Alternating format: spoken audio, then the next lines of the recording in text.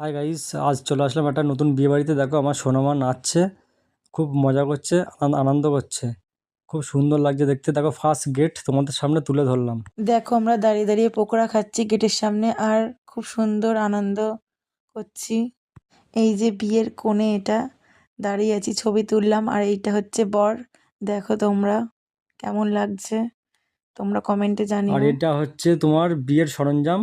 আর দেখো আমাদের পুচকি সোনাটা খুব মজা করছে, কেমন করছে দেখো, আনন্দ করছে, একটু ইয়ার্কি ফাজলামো হচ্ছে।